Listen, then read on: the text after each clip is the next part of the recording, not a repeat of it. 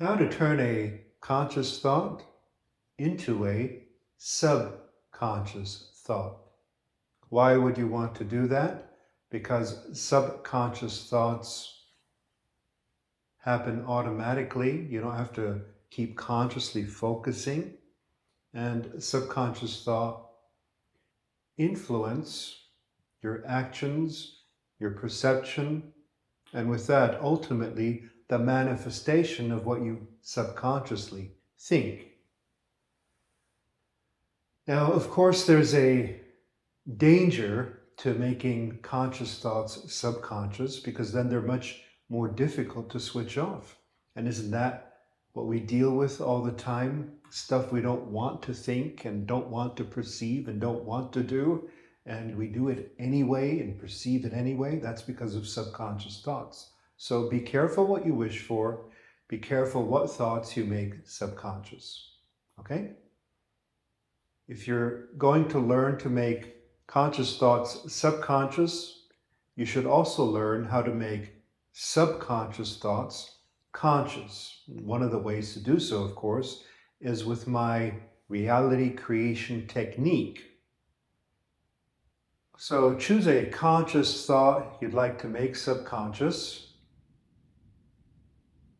For example, the other day I had a student and all she wanted was to attract the right partner. So the thought she had was, the conscious thought is, I attract the right man for me.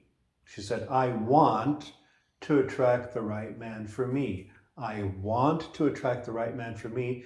And where is that thought going to get her? It's going to create for her more wanting because she's thinking, I want. So that creates want. It doesn't create have, but want. Very simple, very straightforward. So it would have been better to phrase it, I have the right man for me, if I were in her shoes.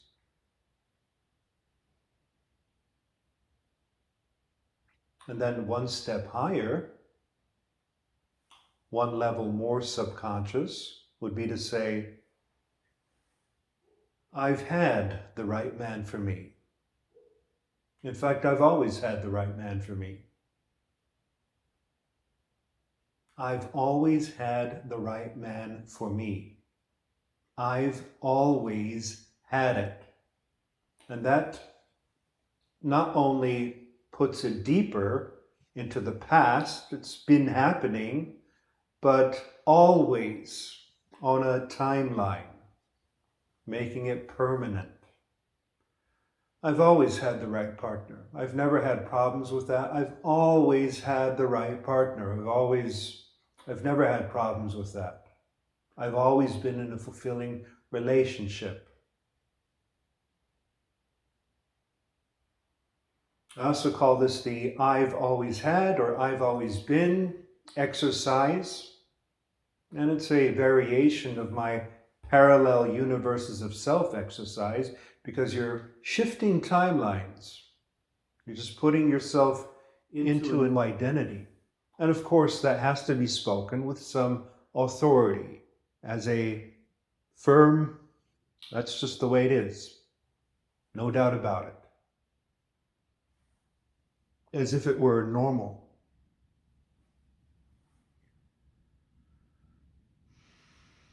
And then if you want to add an even deeper layer of subconsciousness or unconsciousness to it, you add, I don't know why.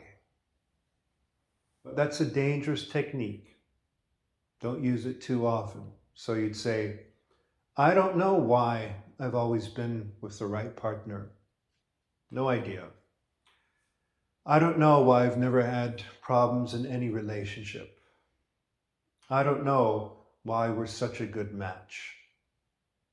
No idea. I don't know.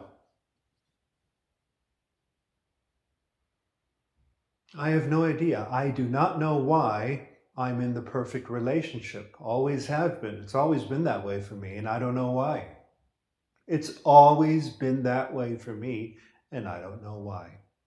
Okay, and as I say this, you realize it's much more powerful than I wish to have the right partner, I hope for the right partner, I want the right partner, because all that separates you from what you want and puts it into the future. No, you don't want, you don't hope, you don't wish. You've always had the right partner and you don't even know why. Okay, let's use another example. Let's say another one I frequently have is I want to be slim because our food is so toxic nowadays. Everybody comes to me with, I want to be slim. Well, you don't want to be slim. You don't hope to be slim. You haven't been trying this and this and this to be slim, but I've always been slim.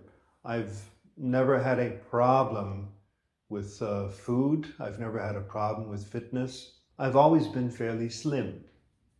Most of the time, I've been fairly slim. I've been slim all along. Slim is just who I am.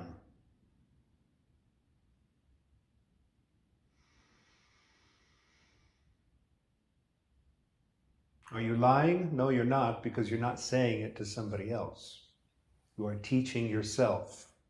You're not lying, you're teaching. You're instructing your subconscious what the program is that you're following from this point forward. Now let's add another layer of subconsciousness. I've always been slim. I just don't know why. I don't know why I've always been slim. I don't know why I've never had problems with foods. Not sure about that. I just, my body has great digestion. I don't know why. Fantastic digestion. I just don't know why. I guess I'm born that way. Must be born that way. Nothing to do with me. No idea why. I've always been slim, always been healthy, always been fit. Wish I knew. Don't. I've racked my brains. I can't figure out why. I don't know.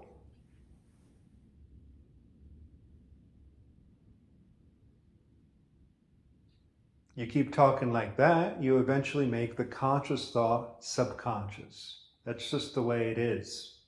Okay, that's the attitude you have with something subconscious. It's the way it is, and I don't know why. Can't figure it out. You can see that that's fairly dangerous because it can cause a lot of problems. In fact, every problem anybody ever has is due to a subconscious thought, a belief, a program running within that they are not aware of, and they don't know why, they don't know where it's from. It's just there. But it's not just there, is it?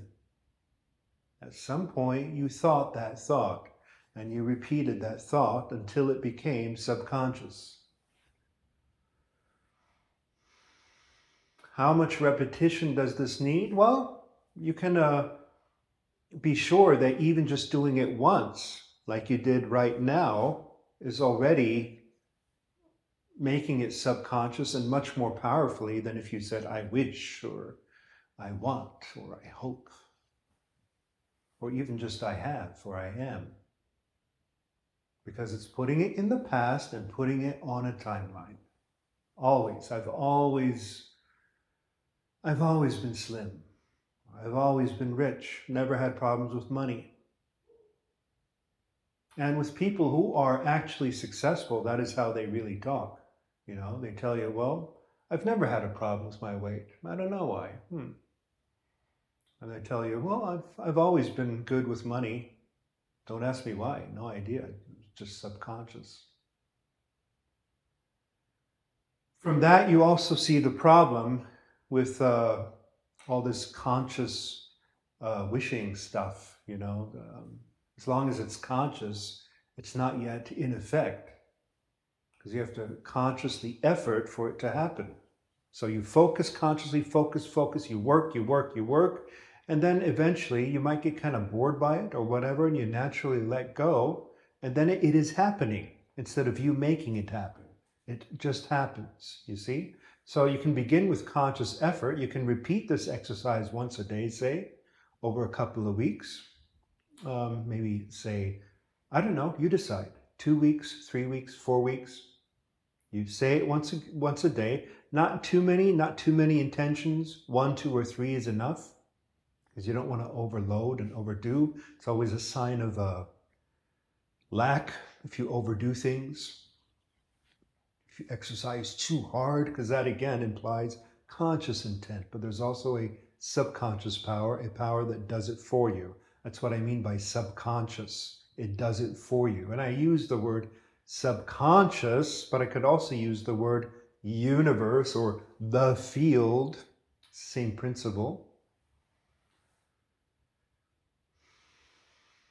That is how to make a conscious thought subconscious.